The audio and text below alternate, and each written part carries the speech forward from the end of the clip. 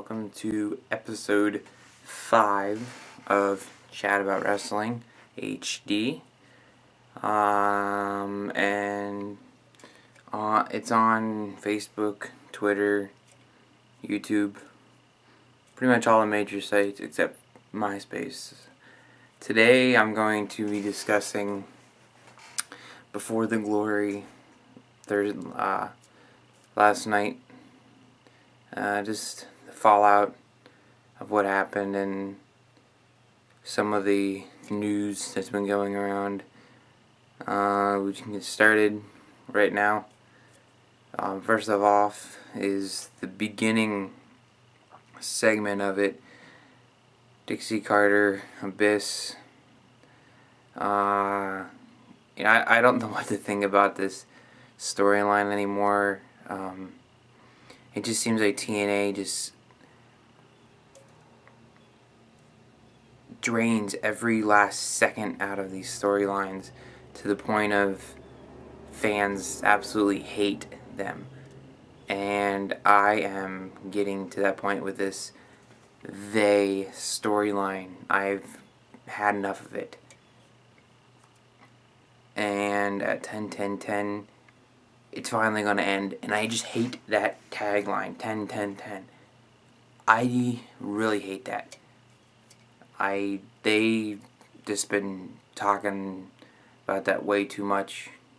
That's just all I'm going to say. Second thing is my word, I don't know what to say with TNA anymore. It's gone with some of the stuff.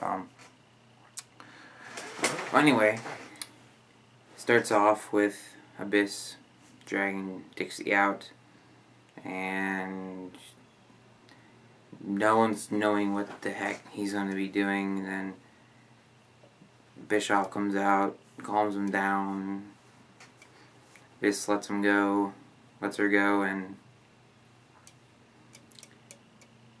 end of that segment, going into the next segment of a little better one of Sting, Pope, and Nash all come out. Pope starts off with calling Bischoff a son of a Bischoff and calling him, he's like, oh, I know when I see someone that's screwing someone over and I can see right through you kind of thing. And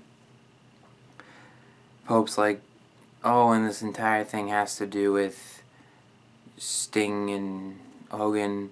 Sting gets the microphone and screams at Bischoff saying, yeah, you're right, it does have to do with it. And so, and of course they want him to be against them in the ring again. Sting wants Hogan in the ring.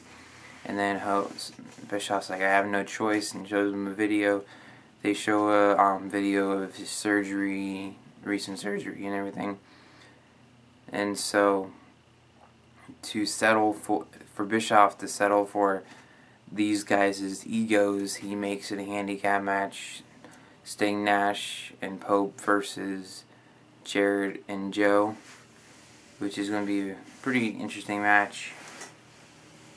Next match I really didn't pay a whole heck of a lot of attention to was the Madison Rayne, Velvet Sky,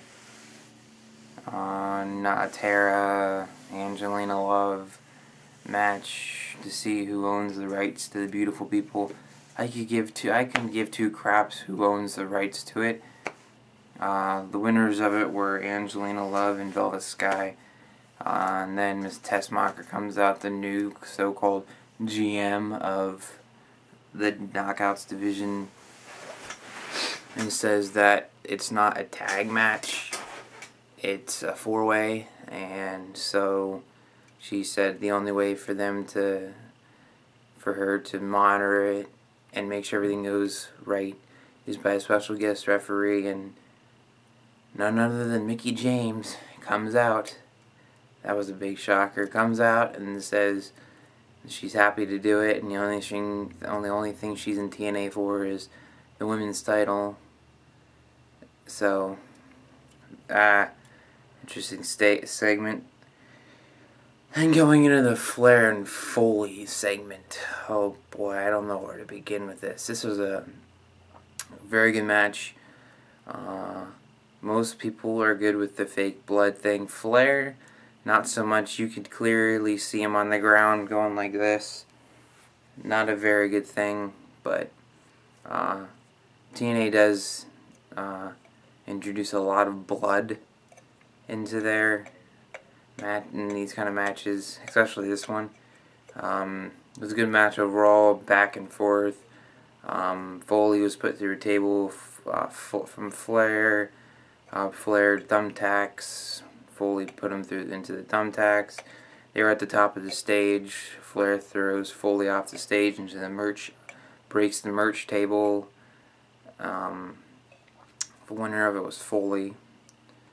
Very interesting. Foley gets up and says, "Oh, you promised to kiss my ass," and everything. And so, as Flair was about to do it, guess who comes in? None other than Fortune to the rescue, like they always are. And guess who's coming out to help Foley? None other than Evie 2.0.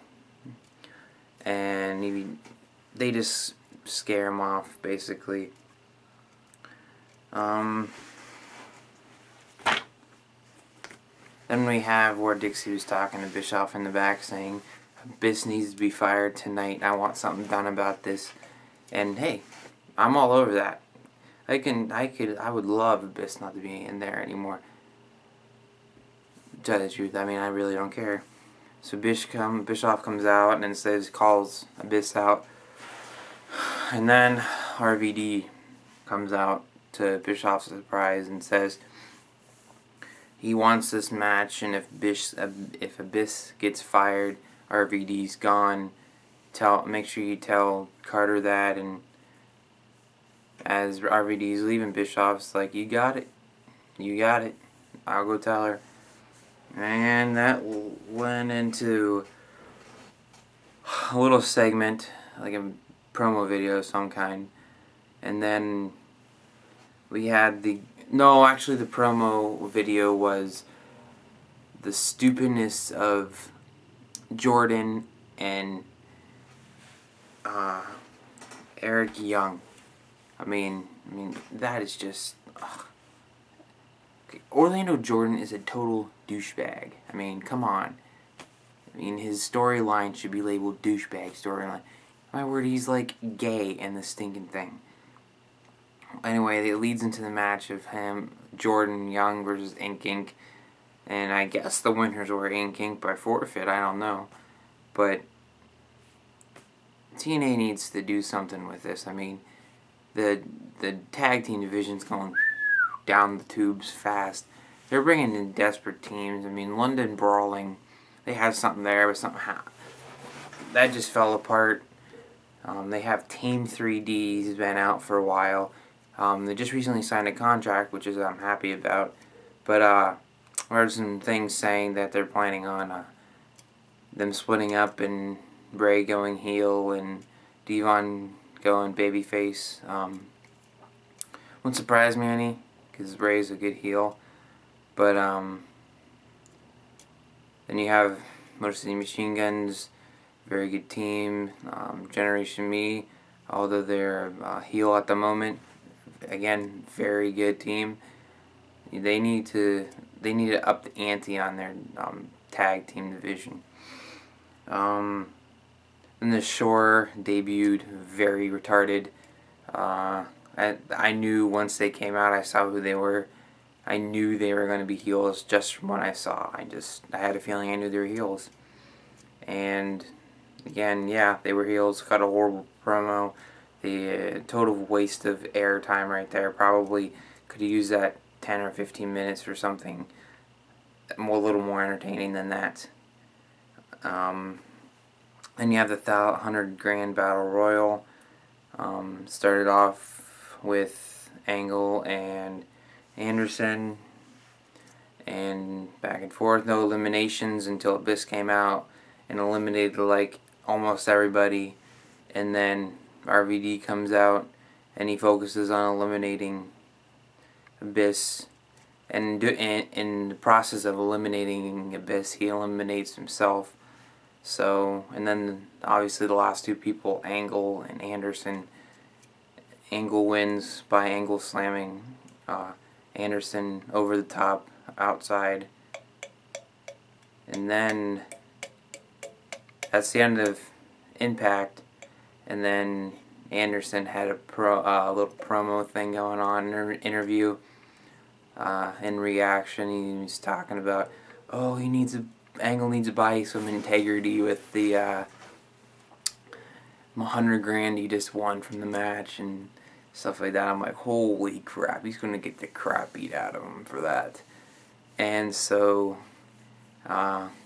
Jesse Neal goes up to Angle and tells him, hey, you should go check this out. And Angle checks it out and here's what he has to say, and goes confronts Anderson. And as they have a little confrontation, talking, and as Angle leaves, Anderson calls him a dick. He's like, what'd you say? He's like, yeah, I called you a dick. I'm a dick. And then that started off the whole clash of fighting. They went back in his like so-called locker room trailer thing. They were going back and forth fighting. Angle leaves with Anderson semi-laid out with the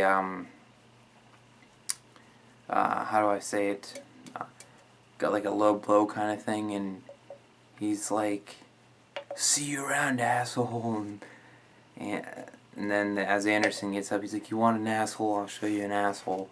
So it was actually a really good live version of Reaction. It's pretty good, but overall, Before the Glory could have been a whole heck of a lot better. It could have been a lot worse. Just a little word out to my buddy Vince Russo. Well, he doesn't know who I am, but I liked him for years. Don't worry about it, about the whole Bischoff and Hogan thing. I just had something similar. I hired somebody for business. They were very experienced in what I needed, and they said, hey, I'll come in and I'll do whatever you need. You tell me what to do, I'll do it. I'll show you. I'll help you further your company. And come to find out, like you, oh, they're in it for they're in it for the money. They're nice to your face backstage, like you. Behind the scenes with me, when they're not talking to the customers, they're horrible, very mean to their employees, everything. I mean, but Vince Russo, just stick with it, buddy. Doing a very good job. And just don't let it get to your head. That's all I gotta say. For me here, I'm Caleb, and you just got done watching episode 5 of Chat About Wrestling in High Definition. I will be back, like I said, I'll be back after 10-10-10. Finally, when 10-10 is over, I will be talking about the results of it. And I'm hoping I'm going to be talking about something interesting. But I don't know. So, check you guys later. And quit hating on Vince Russo, people. He's a good guy. Okay? That's all from me. See you next time. Here on Chat About Wrestling HD.